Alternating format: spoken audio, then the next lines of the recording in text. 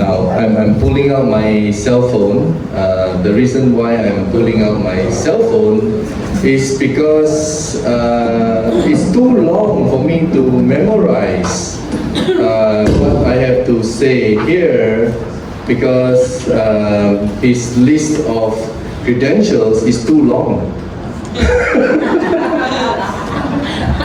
I'm not looking at him, so he knows I'm talking about him. You know, I'm very touched. The first time Jean introduced Doc Hill to me, right? And Doc Hill is a somebody in the medical world. Really a somebody. Would you like me to read out this? Yeah. I read. I just pulled out from the internet. I didn't get it from him. So he was a chief rhinology section and research coordinator at St. Luke's Medical Center in QC, Quezon City. You all know the place? Yes. Yeah, he's the chief now. And then here, UP graduate, 1980. Yeah, UP. And then president, wow, past president, many past president and past, so many, but I'll just read a few, okay? Past president, Philippine Society of, I hope I pronounce this correctly, Otolaryngology, Head and Neck Surgery, wow. Past president of the International Symposium on Infection and Allergy on the Nose, ASEAN, and then past president of the Society of the ASEAN Rhinologists, now ASEAN Rhinology Society, past president of the ASEAN Research Symposium in Rhinology, blah blah blah blah blah blah, many president. So why would somebody with this strong, powerful credential be part of this IDOC, which is an alternative practice in acupuncture, and ear clip is TAVNS, right? Transcutaneous Auricular Vagus Nerve Stimulator. When I had the privilege to meet Doc, we had a good conversation, but Doc is pretty much like me, or even worse than me to some extent. He wants everything black and white in front of him. He kept asking, hey, where is your material? Until he saw the one submitted to the US FDA, right? And then he read it, he researched it, and then when we went to Shangri-La, right? And we were diagnosing a lot of his friends, and Doc was so busy walking around. How accurate. But I'm very happy and very privileged and blessed to know someone like him. And can we just welcome Doc Hill Vicente? And Doc, I want you to just a very brief short. Why are you with us? Thank you for. I put you in a spot, yeah. I never asked his permission. Why am I here? No, basically, as a medical student, I'm a medical practitioner now.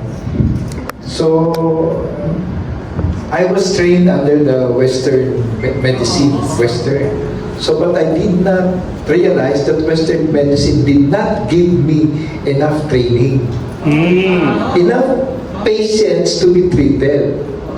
There are also some patients whom I cannot treat at all.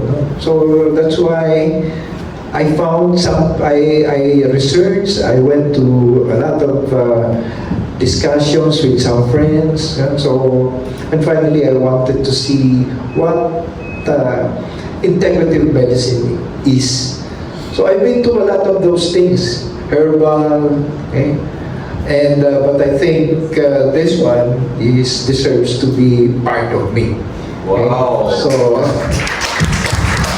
I think acupuncture from the Eastern medicine should have already a place in the streamline of treatment. In the past, it was not easily recognized. but now it's part already of the Mainstream. mainstream. Okay, so East-West medicine combined will probably give us the best. Okay? And the treatment for everything, not everything, almost everything, because only God will be able to give us the opportunity to cure everybody. Okay, and to prayers, of course. Okay, so I am here because of that. And I think But I wanted to give some stories. So as introduced, I am a rhinologist. Rhinologist means study of the nose. Anyway, sino nagbabasa ng Bible dito? Dami. Sir, what is the very first organ ever mentioned in the Bible? Nose? Nose? Yeah. Alam niya na namin na sagot. Yes, the nose. Okay, sino nasa yung Bible? And the Lord God formed man. And the Lord God formed man. And then breathed into his and breathed into his nostrils the breath of life. And so God became a living soul. Kaya nose pala pinakauna. Pinakauna, no? Pero merong isa kasi nakalagay, face, pero hindi facial. Face of the earth kasi. So, hindi pwede. Ang first organ talaga, if you read it in Genesis 2, verse 7. Genesis 2, verse 7. Nasa pakauna pa lang yan. So, kaya siguro ako nandito, no? So, sa nose, no? Kaya ako naging rhinologist, no? So, I brought a big organization here to Manila to be able to show to my colleagues what rhinology is. So that's why I was president of so-and-so and so. Yeah, so long. So, but I just wanted to give you some examples. Number one, when I went, actually one of my first patients is coming from, I was going to Canada. To Canada. Okay, so we had conversation with somebody else there. So I went to Canada, brought along this device there. So there was no diagnosis. The doctors did not realize what the real diagnosis of that patient. So I came in, gave me a lot of stories. I reviewed the CT scan, I reviewed all the necessary things which would give me a complete background of the patient. And finally, I thought that this one can help. The electric acupuncture can help. And so, I gave it to them. I immediately transfer the fund to Jean. Transfer mo, di ba? Okay, di ba ba yan? No, anyway, and then what happened was that, but he told me, if ever I will go to the Philippines for an operation. Yeah, so operation.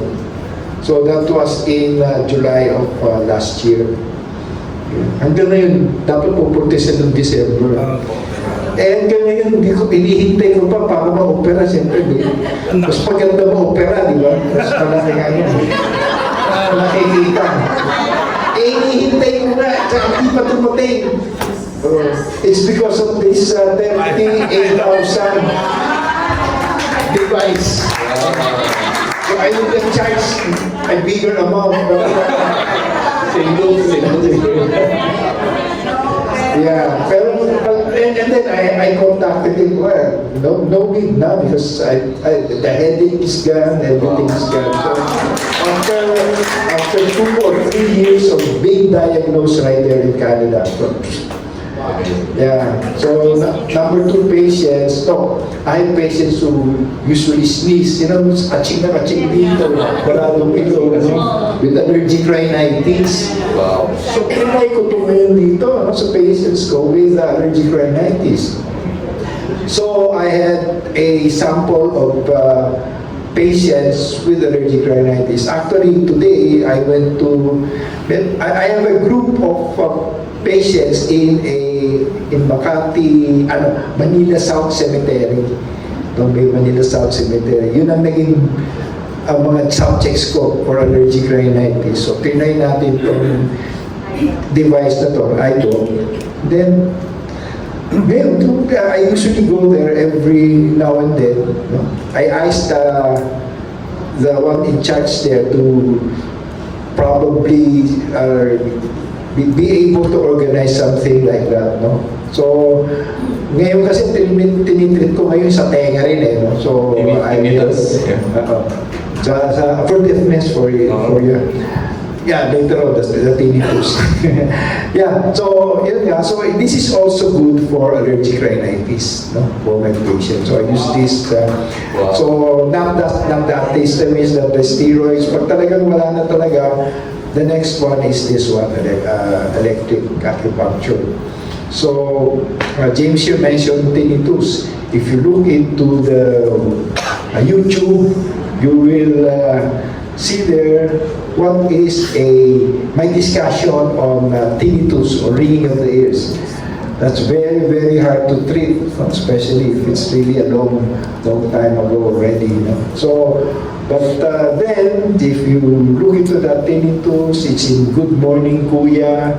If you and TV, if you request for a copy, I can send you this copy on tinnitus. Sino may tinnitus dito? Tinnitus of the ear. So it can help. It can help. No? So, dito ko lang nilalagay.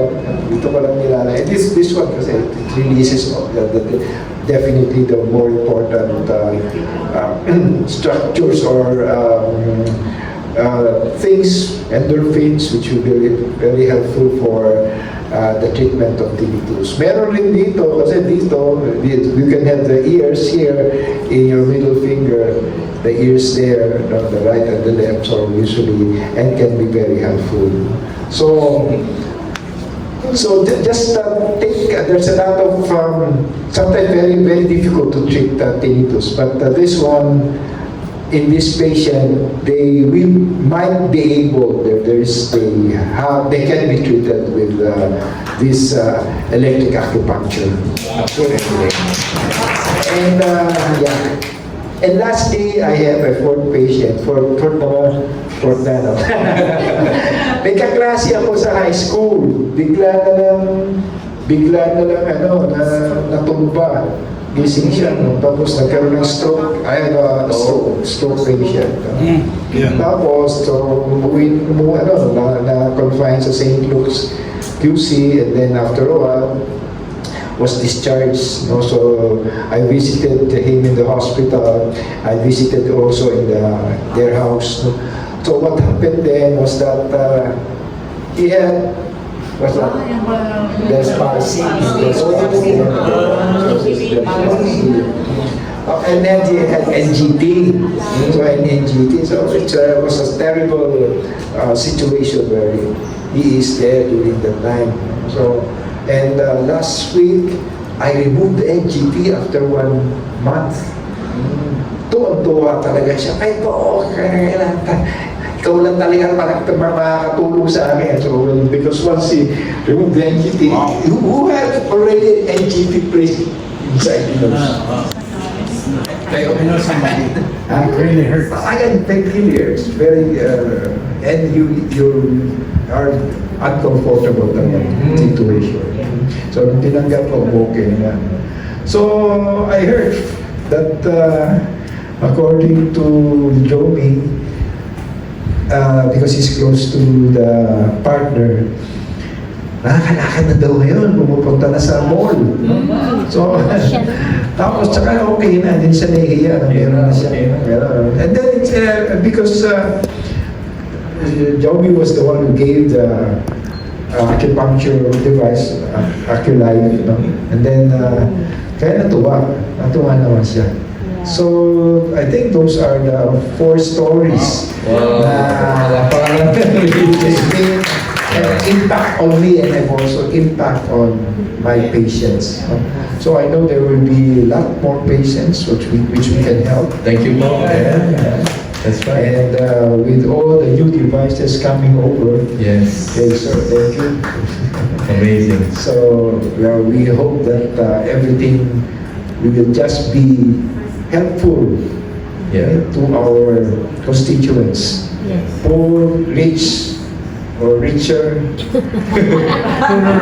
okay, or poorer. No? So we hope to be of help. Okay, we doctors to be of help. Meron ko, libre naman kami talaga pag sinabing, pasyente dito, okay. GMA sends with patients, UNTV sends with I went there, di ba? GMA with you. Yeah. So usually pagka when there is our patients who has problem with ENT, GMA calls me, and then I treat patients. We do a lot of surgeries as well in Museres Memorial Medical Center. Yun. So I'm very grateful that you're here and you were able to listen to my story. Oh, thank you, Paul. We appreciate it. Yes. Thank you very much. And I usually end my speech by saying Happy Healing Day. Yes. Dr. Mihira, Happy Healing Day. Thank you. Thank you. Thank you, Doc. Thank you. Maraming salamat sa inyo, Doc. Thank you.